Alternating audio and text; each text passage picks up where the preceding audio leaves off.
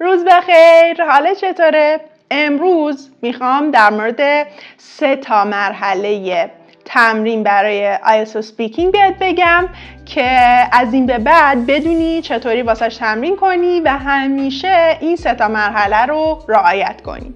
مرحله اول اسمشو گذاشتم اینپوت، یعنی بعد از یاد گرفتن question type های مختلف برای پارت 2 و پارت 3 شروع میکنی به sample answers خوندن و توی این جواب ها با ایده های مختلف، کالوکیشن ها، استراکچر های گرامری و کلمه های جدید آشنا میشی.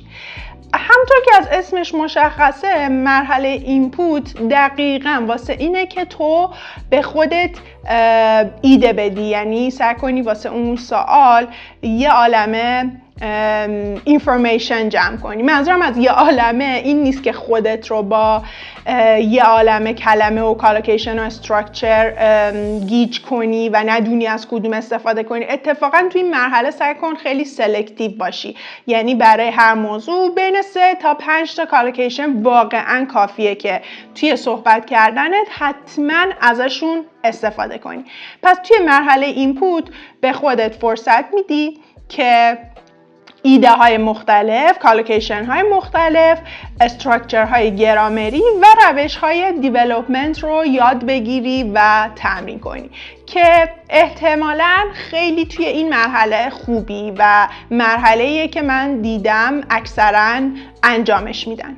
مرحله دوم که خیلی مهمه پریپریشنه و همونطور که از اسمش مشخصه، من یه سری اینپوت توی مرحله قبل به خودم دادم و حالا باید پریپریشن یا همون تمرین و آمادگی داشته باشم. یعنی چی؟ یعنی بیام ببینم اون کالوکیشن ها چقدر یادم مونده، اون ایده هایی که خوندم چقدر به ذهنم میرسه. حتی برای شروع اشکال نداره که 5-6 تا تاپیک اول یا 5-6 تا تست اول، یعنی مثلا 30 تا سوال اول پارت 3 رو تو کامل حتی جواب رو برای خودت بنویسی توی قسمت پریپریشن. توی ویدیو دیگه در مورد جزئیات این توضیح دادم کامل که چه خوبی میتونه داشته باشه، ولی برای همیشه ادامش نمیدیم چون ما هدفمون اینه که سپیکینگ تمرین کنیم نه رایتینگ. پس توی مرحله پریپریشن من باید به این نقطه برسم که اون جواب ایدئال خودم از این کالوکیشن ها، ایده ها، استراکچر هایی که یاد گرفتم و پریپر کنم، آماده کنم. و مرحله سوم که خیلی خیلی مهمه و انقدر مهمه که من همیشه مثال دوچرخه سواری یا شنا رو میزنم که اگه این مرحله رو رعایت نکنی، که اسمشو من گذاشتم oral practice، همون تمرین شفاهی، دقیقاً تمرینات یا مدل آماده شدنت واسه سپیکینگ دقیقاً مثل کسیه که میخواد دوچرخه سواری یاد بگیره ولی همش داره میره کلاس دوچرخه سواری و سوار دوچرخه نمیشه شروع کنه رکاب زدن. یا دقیقاً مثل کسیه که میخواد شنا یاد بگیره اما اصلا نمیره تو آب، خیس نمیشه، نمیپره که توی آب اون تکنیکا و حرکتایی که یاد گرفته رو تمرین کنه.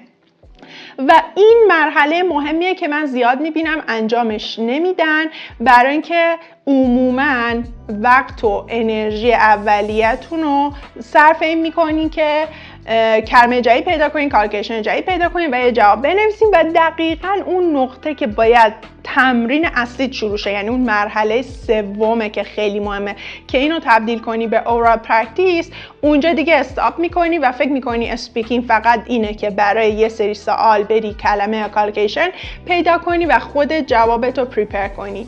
پس این مرحله اورال پرکتیس رو خیلی جدی بگیر. میتونی صداتو ضبط کنی، از خودت ویدیو بگیری اگه پارتنر اسپیکینگ نداری. پیشنهاد من اینه که هر طور شده توی کلاسی که میری بین دوستات که دارن برای آیلتس آماده میشن یا کسایی که اصلا میشناسیشون و میدونی که انگلیسیشون خوبه یا حداقل انگلیسیشون هم سطح توه، چون برای تمرین کردن با پارتنر سپیکینگ تو اصلا لازم نیست که فیدبک بگیری یا کارکشن اتفاق بیفته.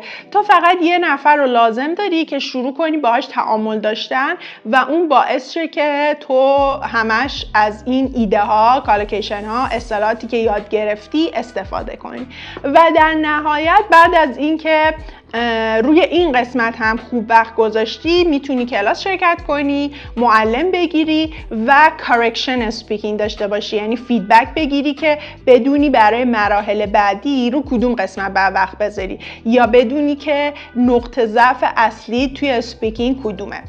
پس از این به بعد حتما این مرحله سوم رو جدی بگیر و اهمیتش انقدر زیاده که اگه تو مثلا امروز 1 ساعت فرصت داری که اسپیکینگ تمرین کنی 1 ساعت منظورم صفحه ساعته، انقدر اهمیت این زیاده که تو از این 1 ساعت باید 1 ربعشو صرف این کنی که اینپوت و پریپریشن داشته باشی، یعنی فقط 1 ربعشو بذاری واسه کلمه کالوکیشن، آماده کردن جوابت و 45 دقیقهشو صرف اسپیکینگ، تمرین کردن اسپیکینگت بکنی.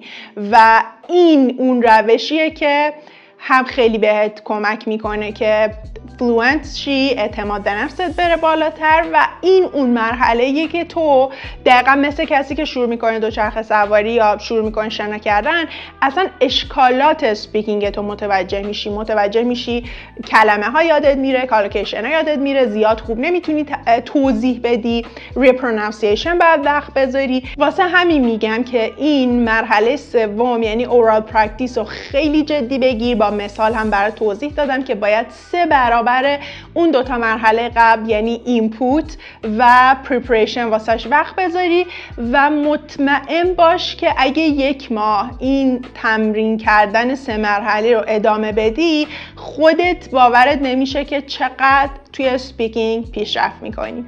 اگه این روش رو امتحان کردی حتما توی کامنت ها واسم بنویس در مورد هر کدوم از این مرحله ها که مشخص کردم. هم اگه سوالی داری توی کامنت ها حتما بپرس.